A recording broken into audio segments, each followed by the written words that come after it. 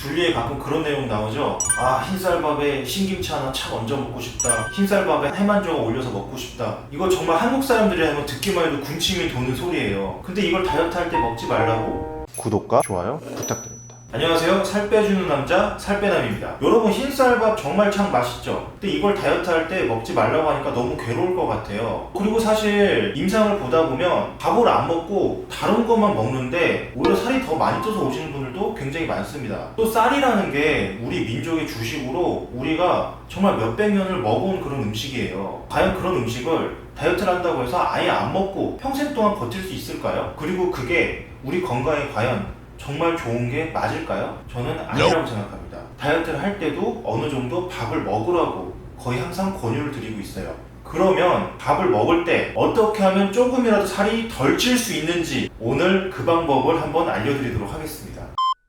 쌀밥 먹으면서 살이 덜 찌는 법 첫 번째, 저항전분을 만들자. 여러분, 전분에는요 가소화 전분이라는 거랑 저항 전분이라는 애가 있어요. 이 가소화 전분은 말 그대로 소화가 되는 전분이고요, 이 녀석은 살이 찝니다. 근데 이 저항 전분이라는 녀석은 섬유질이에요. 내 몸에서 분해가 되지 않고 살이 많이 찌지 않습니다. 쌀에는 일단 이 가소화 전분이 굉장히 많아요. 그래서 그냥 밥을 지어서 먹으면 살이 많이 찔 수도 있겠죠. 하지만 쌀로 밥을 짓고 나서 냉장고에 넣어서 12시간 이상 정도 차갑게 식혀주면 가소화 전분이 저항 전분으로 바뀌게 됩니다. 이 저항 전분은 아까 말씀드렸다시피 섬유질이기 때문에 가소화 전분보다 훨씬 덜 찔 수 있어요. 또한 연구에 따르면 이 저항 전분이 세 가지 이점이 있어요. 첫 번째 이점은 대장의 세균총을 건강하게 바꿔줍니다. 여기에 대해선 제 예전 유산균 영상을 참고하셔도 좋은데, 대장 세균총이 건강하게 바뀌면 살이 덜 찌는 몸으로 바뀔 수 있습니다. 또한 두 번째, 저항 전분을 먹으면 인슐린 저항성이 내려갈 수가 있어요. 여러분, 인슐린 저항성은 굉장히 중요하죠. 우리가 간헐적 단식을 하는 이유가 인슐린 저항성을 낮추고 인슐린 분비를 낮추기 위함인데, 그게 이 저항 전분을 먹다 보면 도움이 됩니다. 세 번째, 너무 간단하게 비만도를 낮춰줘요. 그게 이미 연구로 증명된 사실입니다. 그럼 저항 전분 밥을 어떻게 만드냐? 너무 간단해요. 그냥 밥을 하셔서 그 밥을 냉장고에 넣고 12시간 이상 식히면 끝납니다. 그게 다예요. 이렇게 한 번 식혀서 저항 전분이 생긴 밥은 냉동고에 넣으시든 다시 전자레인지로 데워 먹든 어떻게 하시든 간에 저항 전분은 그대로 유지됩니다.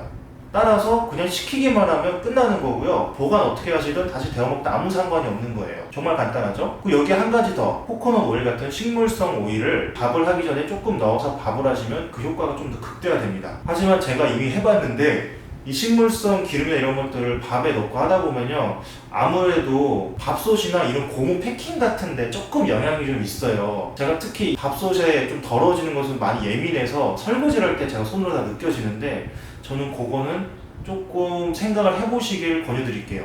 진짜 해본 거라서 좀 그래요. 그리고 여러분, 파스타, 국수, 면 이런 거 좋아하시는 분들 정말 많으시죠? 나는 빵순이, 면순이야. 그러니까 여러분, 좀 희소식이 있는데, 그런 종류의 파스타, 면 같은 가소화 전분들도 이게 냉장고에 넣어서 했을 때 어느 정도 저항 전분으로 바뀌게 됩니다. 파스타, 국수, 면 등을 삶은 다음에 냉장고에 12시간 식히고 먹는 건 도움이 됩니다. 하지만 한 가지 문제, 파스타는 냉장고에 넣어서 별로 불지가 않은데, 소면 같은 거는 삶은 다음에 찬물에 식히고 냉장고에 넣어서 오래 지나면 다 불어버려요.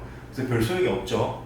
주로 파스타에 해당되는 내용이라고 할 수 있어요. 물론 감자와 고구마도 거기에 해당이 돼서 감자, 고구마도 익힌 다음에 식히면은 저항 전분이 만들어질 수 있습니다. 한 가지 중요한 거는 덜 찐다는 거지 살이 안 찐다는 게 아니에요. 특히 밀가루 같은 거는 애초에 쌀밥보다는 정말 살이 많이 찝니다. 따라서 밀가루 같은 것들은 저항 전분을 만들더라도 반드시 조심해서 드셔야 되고요. 쌀밥도 살이 덜 찌는 거지 아예 안 찌는 게 아니기 때문에 그냥 무작정 많이 드시라는 건 아니에요.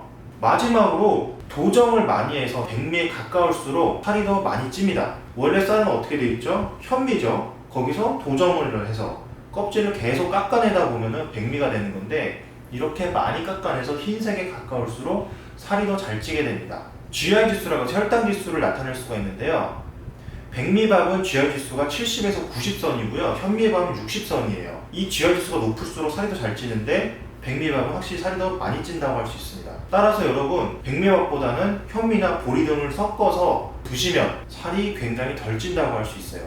한국인은 굉장히 오래전부터 쌀을 먹어온 민족이에요. 그 식단에서 아예 밥을 제거해버리면 문제가 생길 가능성도 있습니다. 따라서 저는 다이어트 식단에도 적정량의 쌀밥을 넣어주시길 권유드리고, 거기 이왕이면 현미나 보리 등을 넣어서 잡곡밥을 만드신 다음에 그거를 식혀서 저항조물을 만들어 드신다면 정말 좋을 것 같아요. 이상 여러분의 다이어트 가이드 살 빼주는 남자 살빼남이었습니다. 감사합니다.